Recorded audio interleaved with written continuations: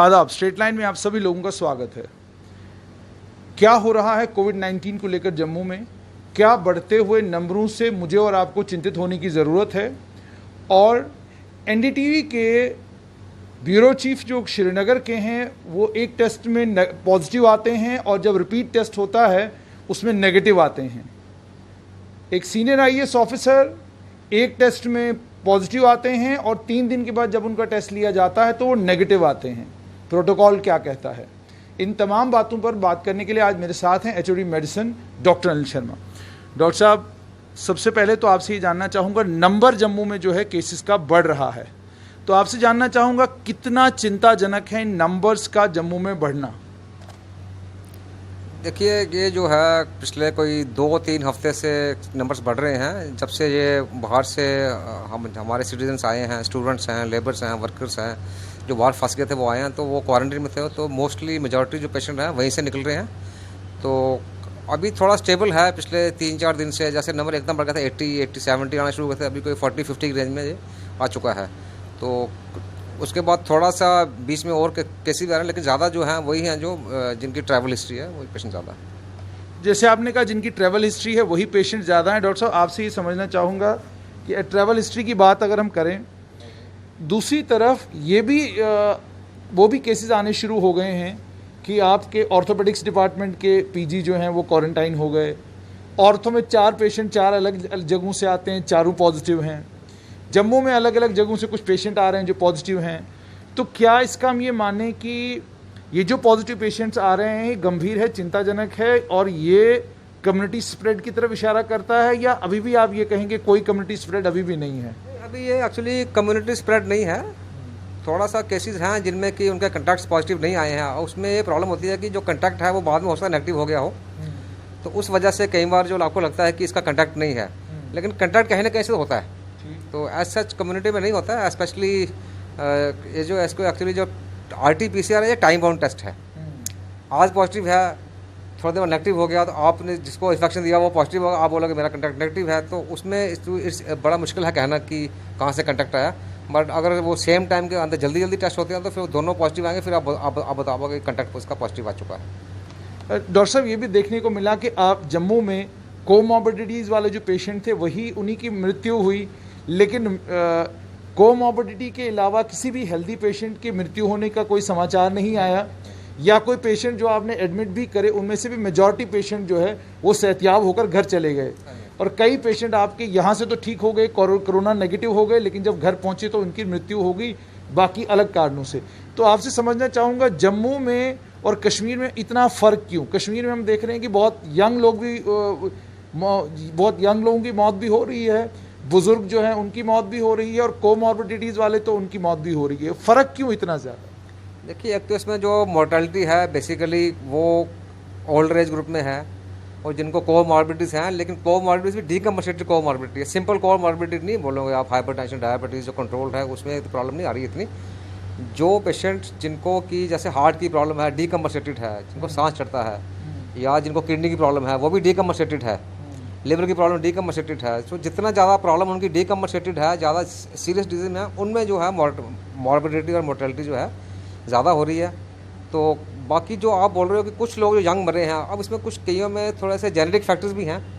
अब some people किसी में बिकॉज ऑफ जेनेटिक वेरिएशन की वजह से उसमें जो है कोविड जो है वो ज़्यादा अटैक करता है, डेथ हो सकती है, वो कहना मुश्किल है अभी। लेकिन कुछ वैसे जैसे ब्लड ग्रुप्स हैं, O ग्रुप कहते हैं, थोड़ा स्लाइटली ज़्यादा सेफर है, तो बड़ी स्टडी चल रही है इस पर। तो लेकिन मेजॉरिटी ऑफ जो है वो कोमॉर्बिडिटीज़ में है और ओल्डर पीपल में है, जो जिनकी बॉडी में स्ट्रेंथ कम है, इम्यूनिटी कम है, डीकम्पनसेटेड है बिकॉज ऑफ डिजीज, उसमें हो रही है। आज जम्मू श्रीनगर का आप बोलो तो थोड़ा डिफरेंस है, उसका जो केस मोर्टेलिटी रेशो है उसमें थोड़ा फ़र्क है। बट लेकिन अब उनका डेमोग्राफिक हौसला थोड़ा डिफरेंट हो, उनकी ओल्डर पॉपुलेशन ज़्यादा हो, या फिर वहाँ पे उनके केस नंबर भी ज़्यादा है, हालांकि उनकी थोड़ा सा परसेंटेज मोर्टेलिटी थोड़ी सी ज़्यादा आ रही है। अब may be some difference is there between the different population groups. जैसे इंडिया में देखो आप, गुजरात में ज़्यादा मोर्टेलिटी हुई है, महाराष्ट्र में ज़्यादा मोर्टेलिटी हुई है, तो इसमें जेनेटिक फैक्टर्स भी हैं और फैक्टर्स भी हैं।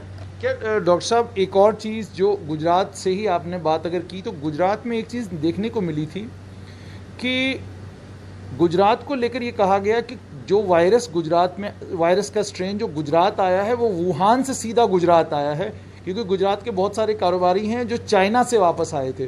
तो उन्होंने कहा कि जो वुहान का स्ट्रेन है वो बहुत ज़्यादा स्ट्रॉन्ग स्ट्रेन है, उसकी वजह से वहाँ मौतें ज़्यादा हो रही हैं। क्या हम ये कहें कि कश्मीर में भी कोई ऐसी ही कहानी है कि जो स्ट्रेन ऑफ वायरस वहाँ पर है, वो स्ट्रेन ऑफ वायरस वो है जिसके कारण कोमॉर्बिडिटी, जिसके कारण मौत ज़्यादा हो रही है? देखिए, ये जो है वायरस तो म्यूटेट किया है, मल्टीपल स्ट्रेन्स हैं। अब ये कहना कि वुहान से डायरेक्ट आया है, वो तो वुहान से तो अल्टीमेटली सारा वुहान से आया है। ये म्यूटेट है क्या, बिना म्यूटेट हो गया, ये कहना बड़ा मुश्किल है। और एज सच अभी कोई साइंटिफिक स्टडी नहीं आई है कि कौन सा स्ट्रेन जो है इंडिया में जो ज़्यादा मॉर्बिडिटी मोर्टेलिटी कर रहा है। इसकी स्टडीज़ जो है वो वहाँ पे होती है, national institute of virology Pune में। तो मे बी अगर if the comment to some study कि ये वाला स्ट्रेन है, लेकिन वो जो भी स्ट्रेन होता है अल्टीमेटली वो भी म्यूटेट करता है, क्योंकि ये RNA वायरस है तो इसमें म्यूटेशन बड़ी फास्ट होती है इसमें। तो हो सकता है वो भी अब तक म्यूटेट कर चुका हो, म्यूटेशन तो होगी इसमें। तो बट लेकिन सिर्फ वायरस का स्ट्रेन भी है, प्लस पॉपुलेशन ग्रुप्स में फ़र्क है, थोड़ा डिफरेंट पॉपुलेशन ग्रुप से कोई थोड़ी मॉर्बिडिटी मोर्टेलिटी थोड़ी डिफरेंट है। मे बी जेनेटिक फैक्टर्स हैं, अदर फैक्टर्स हैं, और फैक्टर्स भी हैं। डॉक्टर साहब, एक और इल्ज़ाम भी लगा गवर्नमेंट मेडिकल कॉलेज के ऊपर भी लगा कि जी आपने टेस्ट किया, यहाँ पर वो कोविड पॉजिटिव था, लेकिन जब यहाँ से चला गया 2 दिन के बाद वो कोविड नेगेटिव हो गया। इल्ज़ाम ये भी लगा कि जो टेस्ट मेडिकल कॉलेज में एक IAS ऑफिसर का हुआ जिसमें वो पॉजिटिव आया, उसके बाद उसी ऑफिसर के 4 दिन के बाद टेस्ट किए गए, वहाँ पर 2 सैंपल भेजे गए, एक IIIM में भेजा गया, एक कमांड हॉस्पिटल उधमपुर में भेजा गया, दोनों नेगेटिव आ गए। कश्मीर में एक पत्रकार, जो टेस्ट पहले होता है उस टेस्ट में पॉजिटिव आते हैं, लेकिन सब्सिक्वेंट टेस्ट में वो नेगेटिव आते हैं। तो आपसे समझना चाहूँगा कि फॉल्स पॉजिटिव की पॉसिबिलिटी ज़्यादा है या फॉल्स नेगेटिव की पॉसिबिलिटी ज़्यादा है, या कहीं टेस्टिंग में कोई गड़बड़ है? क्योंकि असल सवाल सभी यही कह रहे हैं कि जी जो गवर्नमेंट मेडिकल कॉलेज जम्मू में टेस्टिंग हो रही वो ठीक नहीं हो रही। तो आप क्या कहेंगे, रिसर्च क्या कह रही है, और क्या ये जम्मू कश्मीर में ही हो रहा है या वर्ल्ड में कहीं किसी और जगह भी इस तरह के कोविड को लेकर टेस्ट के इस तरह के नतीजे सामने आए हैं? देखिए, एज फार एज टेस्टिंग तो करते हैं माइक्रोबायोलॉजी वाले, तो एग्जैक्ट टेक्निकल डिटेल्स तो वो दे सकते हैं, लेकिन जो क्लिनिकल डिटेल्स हमारे पास हैं, जो हमको जो नॉलेज है उसमें यह है कि जो RT-PCR टेस्ट है बहुत सेंसिटिव टेस्ट है, लेकिन इसकी पॉजिटिविटी कोई 70% तक है। सो अगर पॉजिटिव अगर नहीं आया है तो पॉजिटिव हो सकता है, लेकिन अगर पॉजिटिव आ गया तो पॉजिटिव है, फॉल्स नेगेटिव नहीं है। हाँ, अगर नेगेटिव आ गया वो फॉल्स पॉजिटिव नहीं है, फॉल्स पॉजिटिव नहीं है। तो अगर पेशेंट का सैंपल नेगेटिव आ गया है वो पॉजिटिव हो सकता है, और फॉल्स नेगेटिव होने के चांसेस ज़्यादा हैं। उसमें रीज़न ये है कि बेसिकली जो है वायरल लोड के ऊपर डिपेंड करता है। सपोज अगर वायरल लोड थोड़ा कम हो गया, पेशेंट पॉजिटिव भी है, तो आपका सैंपल नेगेटिव आ सकता है। लेकिन पॉजिटिव अगर आ गया एक बार, वायरल लोड है, पॉजिटिव है, दैट इज पॉजिटिव। फॉल्स मतलब पॉजिटिव नहीं हो, चांस बड़ा कम है, फॉल्स नेगेटिव होने के चांसेस ज़्यादा हैं। अब इसमें कई बार क्या होता है कि जैसे कई केसेस में देखा गया है कि जैसे आपने नेज़ोफेरेंजियल स्वैब लिया, नेगेटिव आ गया, उसके बाद जैसे सिरनर में केस हुआ था, उसका उन्होंने ट्रैकियल एस्पिरेशन ले रहे थे, जब उन्होंने ट्रैकोस्टमी की, स्वैब लिया था, वो आफ्टर 14 डेज पॉजिटिव आ गया। उसमें ये था कि अंदर जो वायरस होता है वो बाहर पिकअप नहीं हुआ, अंदर ज़्यादा है। तो इसमें कि उसका जो नेगेटिव टेस्ट था वो गलत था, पॉजिटिव टेस्ट गलत नहीं था। सिमिलरली शुरू में स्टडीज आई थी साउथ कोरिया से और कई 1-2 कंट्री से कि पेशेंट जो है वो नेगेटिव होकर दोबारा पॉजिटिव हो गए। वो ये था बेसिकली जो वायरस है ये इसका 6 वीक्स पीरियड है टोटल स्टार्ट होने से, तो मैक्सिमम इसके चांसेस होते हैं विद इन 10 डेज इसके नेगेटिविटी होने के। लेकिन थोड़ा सा वायरस जो है वो ऑलमोस्ट डेड वायरस होता है, वो कई बार पिकअप हो जाता है बाद में भी। तो अगर आपने 2 हफ्ते में टेस्ट कर लिया, नेगेटिव आ गया, आपने 10 डेज किया, फिर बाई चांस पॉजिटिव आ गया, तो वो डिक्लाइनिंग होता है, वो इन्फेक्टिव नहीं होता है। इसलिए उन्होंने पीरियड ऑफ 2 वीक्स रखा हुआ है। तो इसलिए जो टेस्ट जो है इसमें एक्चुअली फॉल्स नेगेटिव होने के चांसेस ज़्यादा होते हैं, फॉल्स पॉजिटिव तो ऑलमोस्ट इम्पॉसिबल है। अब आपसे ये भी समझना चाहूँगा कि क्या ये पॉसिबिलिटी है कि आपने एक टेस्ट किया, वो पॉजिटिव आ गया, और 3 दिन के बाद आपने 2 अलग जगहों से टेस्ट किए, दोनों नेगेटिव आ गए, इस केस में आप क्या कहेंगे? इसका मतलब है कि उस थर्ड सैंपल में या तो वायरस पिक नहीं हुआ या पेशेंट नेगेटिव हो चुका है। अब नेगेटिविटी जो है वो 5 दिन के बाद, 7 दिन के बाद, 10 दिन के बाद हो सकती है। अब पेशेंट को इन्फेक्शन कब हुआ वो डेट हमारे पास नहीं है। सपोज समबडी को आज पिक करते हो आप, तो सिम्टोमेटिक है पेशेंट 4 दिन से, लेकिन उसको इन्फेक्शन तो 4-5 दिन पहले से होगा। इंक्यूबेशन पीरियड में इमीडिएटली पेशेंट्स नहीं होगा। सम पेशेंट जो हैं वो इमीडिएटली आफ्टर इन्फेक्शन वो बिकम कि उनको सिम्टम आ जाते हैं, तो डेटिंग आप कर सकते हो। इसमें डेटिंग बड़ी मुश्किल है। तो जैसे हाँ, अगर किसी का पेशेंट का आज अगर टेस्ट पॉजिटिव चल रहा है, आपने पिकअप किया उसको हफ्ते के बाद, हफ्ते के अंदर पिकअप आएगा उसका 14 डेज, ठीक है। 8th से 9th से वो नेगेटिव हो सकता है, आपने रिपीट सैंपल किया नेगेटिव आ गया, आप बोलोगे जी टेस्ट गलत है। तो ये कहना बड़ा मुश्किल है इसमें बेसिकली है कि वो या तो पिक नहीं हुआ या वो नेगेटिव हो चुका है, क्योंकि पॉजिटिव से नेगेटिव तो होना ही है ना। जो भी पेशेंट पॉजिटिव है, जिसको कोरोना का इन्फेक्शन गया, फिर उससे नेगेटिव होना ही है। अब वो ये जो हमने गाइडलाइंस बनाई हैं 10 दिन की 14 दिन की, ये बनाई है हमने कि वायरस का वो पूरा ग्राफ देख के भाई इस दौरान वो है वो इन्फेक्टिव नहीं रहेगा।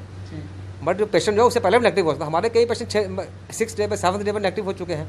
पर लेकिन तो जब हम 6 या 7th डे में किसी पेशेंट को नेगेटिव देखते हैं तो क्या कंक्लूड करें हम कि इसको इन्फेक्शन आज से 7 दिन पहले हुआ था, या इन्फेक्शन 13-14 दिन पहले हुआ था और हमें 7 दिन तक पता नहीं चला और हमें 7 दिन के बाद पता चला? इसमें यही है कि जैसे सपोज किसी का 6 डे में सैंपल नेगेटिव आ गया तो लेकिन उसको हम डिस्चार्ज नहीं करते हैं 14 डेज तक। हाँ 14 डेज हमारा है, लेकिन अभी जो ICMR की लेटेस्ट गाइडलाइन उसमें 10 डेज रखा हुआ है, 10 डेज आप डिस्चार्ज कर सकते हो। वो इसलिए 10 रखा है कि हो सकता है कहीं फास्ट नेगेटिव नहीं हो कहीं, कि बाई चांस अगर वो उसका थोड़ा सा हो, आपको वायरस पिक नहीं हुआ, अगर थोड़ा पॉजिटिव होगा तो वो सोसाइटी में जाकर स्प्रेड कर देगा। हालांकि उसको होम आइसोलेशन एडवाइस की जाती है, तो इसलिए वो टाइम रखा हुआ है 10 डेज। नेगेटिव तो 5 दिन में, 6 दिन में, 4 दिन में कभी भी आ सकता है, डिपेंडिंग ऑन उसको इन्फेक्शन कब स्टार्ट हुआ। तो लेकिन दूसरा ये कई बार होता है कि पेशेंट को लगता है कि जो खासकर जो एसिम्प्टोमेटिक पेशेंट है उनका टेस्ट पॉजिटिव अगर उनको लगता है मेरा टेस्ट कहीं गलत तो नहीं हो गया, कहीं मैं तो कुछ है नहीं मेरे को। 90% पेशेंट को कुछ नहीं है, बेसिकली उनको आइसोलेट किया जा रहा है to prevent infection in the further spread in the society. तो ये ज़्यादा ज़रूरी है, तो इसलिए मैं कल कोई फॉल्स पॉजिटिव वाली चांस बड़े कम है। डॉक्टर साहब, हम कितना कामयाब हुए हैं खासकर जम्मू कश्मीर में पहले इस वायरस को स्प्रेड होने से रोकने में, और उसके बाद पूरे भारतवर्ष में सभी लोग ये कह रहे हैं कि जी सरकार डाटा छुपा रही है, सरकार असली नंबर बता नहीं रही है, मरने वालों का नंबर ज़्यादा होगा। कहीं ऐसा तो नहीं है कि स्प्रेड उतना हुआ नहीं और हम कामयाब हो गए और किसी को हजम ही नहीं हो रहा कि क्या वाकई हम लोगों ने जो है कोविड-19 का स्प्रेड जो है वो रोका है? देखो, डाटा छुपाना तो बड़ा मुश्किल है। जो टेस्ट पॉजिटिव आ गया वो तो पूरा ट्रैक्ड है। जो पेशेंट पॉजिटिव आ गया, जम्मू में आया, केरला में आया, उसकी पूरी ट्रैकिंग है, वो डेली आपको रिपोर्ट जाती है उधर सेंटर में गवर्नमेंट ऑफ इंडिया को पूरी थ्रू एपिडेमोलॉजिस्ट। हाँ, अगर आप टेस्ट कम कर रहे हो फिर आप कह सकते हो कि डाटा जो आपका जो पूरा नहीं है। तो टेस्टिंग तो हमारी स्टेट में J&K में percentage wise highest in India है। तो उस हिसाब से हम J&K में we can say very sell कि हमारा डाटा तो बड़ा क्लियर कट है। तो every patient is being tracked. तो as far as mortality concern, mortality तो कहीं छुपेगी नहीं। अगर देखो ना, अगर डेथ रेट इतना ज़्यादा होता जैसे आपने सीन देखा था न्यूयॉर्क का, इटली का, केरला का, चाइना का, वो सीन तो हमको कहीं नज़र नहीं आ रहा कहीं। तो इसलिए मेरे को लगता है कि कुछ हद तक हम कामयाब नहीं कहूँगा, कि भाग्यशाली कहूँगा। भाग्यशाली हैं। अब क्यों, कैसे भाग्यशाली हैं? या हमने लॉकडाउन अच्छा किया, जल्दी किया, या लोगों ने थोड़ा सा सेल्फ रिस्ट्रेन किया, या वायरस का रिस्ट्रेन वीक था, विटामिन D लेवल का है प्रॉब्लम है, अच्छा है हमारा, या BCG वैक्सीनेशन है, मल्टी पॉपुलेशन कैसी है हमारी, मल्टी फैक्टर्स हैं। लेकिन लोगों ने भी मेहनत की है, पीपल हैव आल्सो हेल्प्ड। अब कुछ लोगों ने वायलेट किया होगा, लेकिन इतनी बड़ी कंट्री है, कुछ परसेंटेज वायलेट कर सकती है, बट मेजॉरिटी ऑफ पीपल उन्होंने फॉलो किया है, नॉर्म्स को फॉलो किया है। अभी भी देखो, आप लोग घर से बाहर नहीं निकलते हैं, तो सोशल डिस्टेंसिंग कर रहे हैं, तो ऑल दिस सब चल रहा है। तो आई थिंक थोड़े भाग्यशाली हैं। तो अगर ऐसे चलता रहे तो मेरे को लगता है will be better of. Ministry of health and family welfare ने ये कहा कि अगर आप एक टेस्ट करते हैं, उसमें पेशेंट आपका पॉजिटिव आता है तो रिपीट टेस्ट करने की ज़रूरत नहीं है। आपसे समझना चाहूँगा कि जब एक पेशेंट एक कोविड पॉजिटिव हो गया, आप 14 दिन के बाद उसको अगर सिम्टम्स कोई नहीं आए तो आपको 10 दिन के बाद उसको डिस्चार्ज करना है, रिपीट टेस्ट नहीं करना है। लेकिन ब्यूरोक्रेटों के 2-2, 3-3 टेस्ट हो रहे हैं, पत्रकारों के 2-2, 3-3 टेस्ट हो रहे हैं। टेस्टिंग का ना, किसी को शक हो तो ऐसे आप अपनी सेटिस्फेक्शन कर लेते हैं। सपोज किसी का आज पॉजिटिव आ गया, वो कहता है मैं देखना चाहता हूँ नेगेटिव हो गया। जब नेगेटिव हो जाएगा तो ही विल सेटिस्फाइड कि मेरा इन्फेक्शन खत्म हो गया, तो I am hello and hearty. तो उसलिए भी कई बार करना पड़ता है बीच में। तो दूसरा, कई बार हम ऐसे देखते हैं कि कोई अगर कोई दवाई दे रहे हैं किसी को, उसका इफेक्ट देखने के लिए कि ये कितनी देर में नेगेटिव हो रहा है, इसका just have a comparative analysis. और ये इतना महंगा टेस्ट है डॉक्टर साहब, इसको 2-2, 3-3 बार करना, इज इट सेंसिबल? नहीं, अगर 10-12 टेस्ट देखो, इतने 100 करोड़ भी, लेकिन 2-4 टेस्ट आई डोंट थिंक कोई मॉनिटरी इतना फर्क पड़ता है, क्योंकि पेशेंट की साइक भी देखनी पड़ती है ना। देखो, सबसे ज़्यादा ज़रूरी है पेशेंट की साइक। अगर पेशेंट को लग रहा है कि मेरा टेस्ट नेगेटिव होगा, तो उसको लग रहा है कि मैं I will be better, the moment he will better he will start recovery fast. तो वो भी चीज़ें कई बार देखनी पड़ती है, कई बार पेशेंट की बात भी सुननी पड़ती है ना उसको। अब वो लोग पेशेंट का बिल्कुल निकाल नहीं सकते, हम भी इतना 10 मिनट में करना है। अगर कोई किसी को लग रहा है कि अभी मेरे को थोड़ा लग रहा है कि मैं नेगेटिव हो चुका हूँ, तो let him B negative, he feel more happy, he will recover faster. एक चीज़ और आपसे समझना चाहूँगा, लॉकडाउन 8 तारीख का खुल चुका है, आज 3 दिन हो गए लॉकडाउन को खुले हुए। डॉक्टर साहब, आपको एक लंबा चौड़ा एक्सपीरियंस है आपका मेडिसिन में, आपको 3 दिनों में पेशेंट का रश जम्मू में कम नज़र आया है? कोविड के लिए लोग जो टेस्ट कराने आ रहे हैं वो कम आ रहे हैं, ज़्यादा आ रहे हैं, या बिल्कुल वही नंबर है, वही फ्लो है और हमें घबराने की ज़रूरत नहीं है? देखिए, जब से ये लॉकडाउन ईज आउट हुआ है कोई खास हमको कोई डिटोरेशन नहीं मिली है सिचुएशन में। ऑलमोस्ट सेम है या थोड़ा डिक्लाइनिंग ट्रेंड है नंबर ऑफ केसेज में। जो नंबर ऑफ केसेज हैं ये पिछले 10 दिन के हैं या हफ्ते के हैं। तो मेरे को लग रहा है स्टेबल है। जितना मैं कल मैं भी गया था मार्केट में थोड़ा सामान लेने के लिए, तो आई वेंट टू सिटी, तो I saw lot of rush there. तो मैं घबरा गया, मेरा रश इतना है। लेकिन फिर भी जब शाम को मैंने रिपोर्ट देखी तो केसेज वही 60-50 की रेंज में ही चल रहे हैं। तो इतना ज़्यादा वरीसम नहीं है। और मोस्ट ऑफ द पीपल जो कल भी पॉजिटिव हैं वो सारे क्वारंटीन वाले हैं जो ऑलरेडी आइसोलेटेड हैं, सोसाइटी में नहीं हैं। अब एक आधा केस कहीं पे हो, कभी मिस भी हो सकता है क्योंकि इसमें ह्यूमन एरर भी हो सकता है कभी, तो वो हो सकता है। लेकिन आई थिंक थिंग्स अभी अंडर कंट्रोल हैं। आखिर में आपसे समझना चाहूँगा कि इस वायरस की वायरलिटी को ध्यान में रखते हुए, इस वायरस का स्ट्राइकिंग रेट ध्यान में रखते हुए, और उसके बाद इस वायरस के कारण जो मौतें भारत भर में अभी तक हुई हैं, पूरे देश भर में अभी तक हुई हैं, और जो जम्मू कश्मीर में अभी तक हुआ है, इसको देखते हुए आपको क्या लगता है आम जम्मू कश्मीर के आदमी को, कश्मीर घाटी के आदमी को, जम्मू संभाग के आदमी को कितना घबराने या कितना डरने की ज़रूरत है? क्या हम can we live with this virus?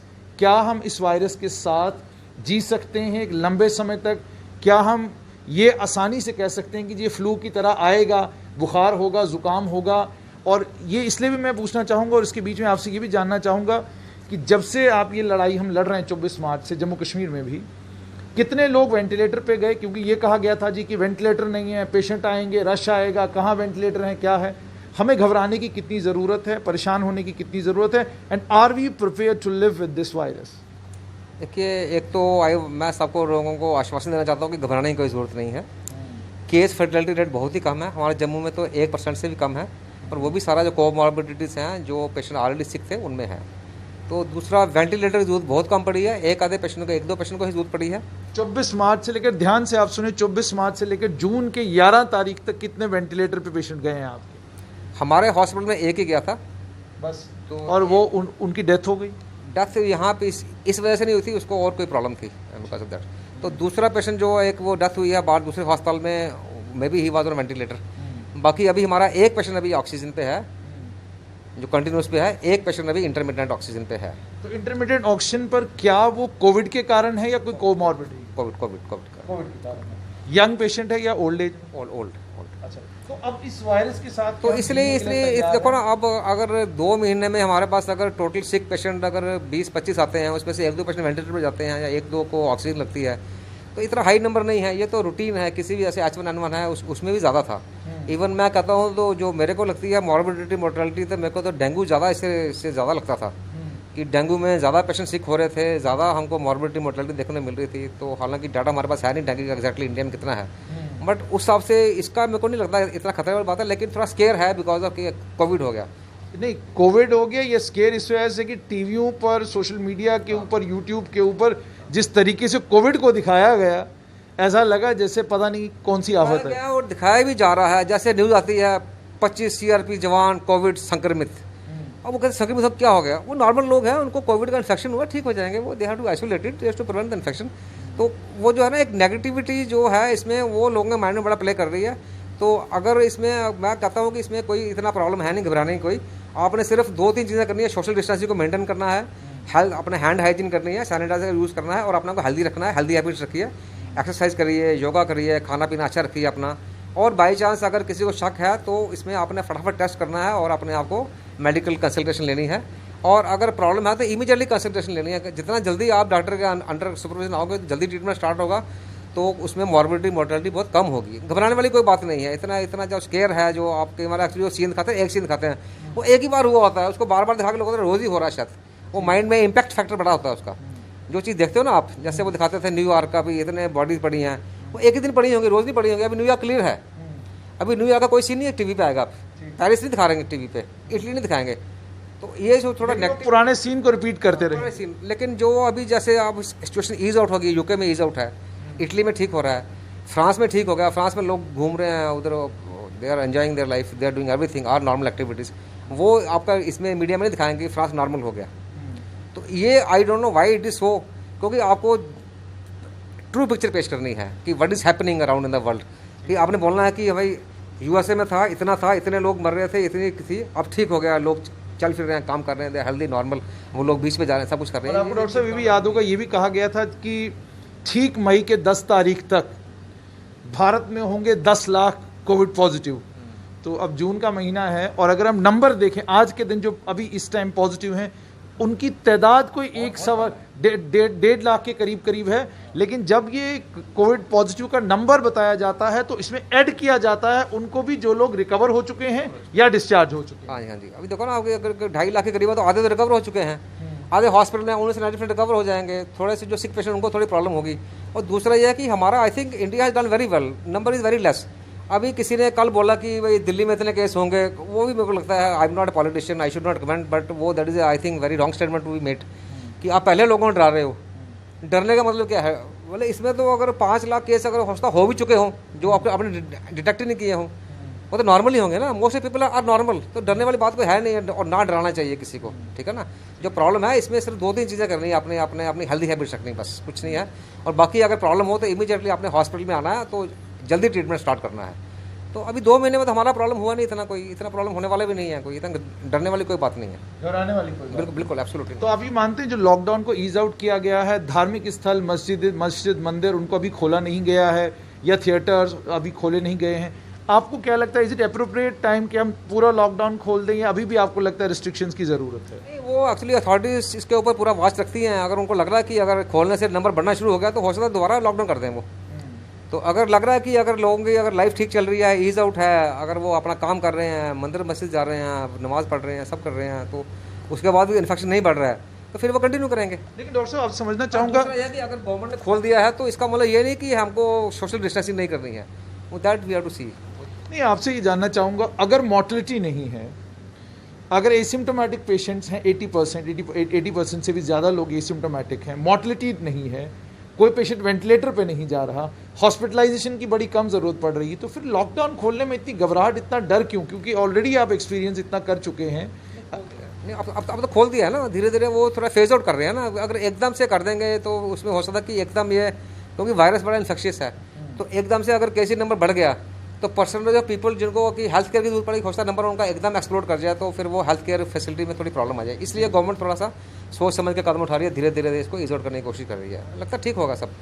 बहुत बहुत शुक्रिया। तो ये थे डॉक्टर अनिल शर्मा। आपने सुना कि घबराने की कोई ज़रूरत नहीं है। जब से जम्मू संभाग में, जम्मू रीजन में जब से कोविड-19 को लेकर लॉकडाउन शुरू हुआ है और government medical college, CD hospital और बाकी जो यहाँ कोविड सेंटर्स बनाए गए हैं, कोविड हॉस्पिटल्स बनाए गए हैं, यहाँ पेशेंट आने शुरू हुए हैं। सिर्फ 2 पेशेंट हैं जो वेंटिलेटर पर गए हैं और इस वक्त 1 पेशेंट है जिसको ऑक्सीजन लगा हुआ है। कोमॉर्बिडिटीज़ वाले जो पेशेंट हैं वही सिक होते हैं, वही क्रिटिकल हो रहे हैं। उनमें से भी सिर्फ अभी तक बहुत कम लोगों की मौत हुई है। तो इशारा इस तरफ है कि हालात चिंताजनक ज़रूर हैं, लेकिन घबराने की, डरने की कोई ज़रूरत नहीं है।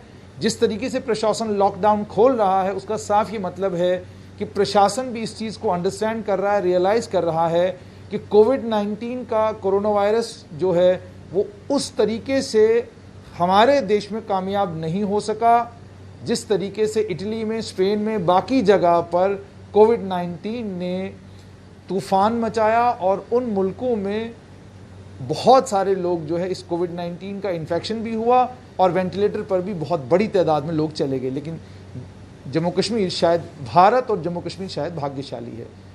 यही कहना था डॉक्टर अनिल शर्मा का। फिर हाजिर होंगे, कोशिश करेंगे कुछ और अगर पर्सपेक्टिव इसको लेकर हैं आप तक ज़रूर पहुँचाएंगे। दीजिए इजाज़त, आदाब।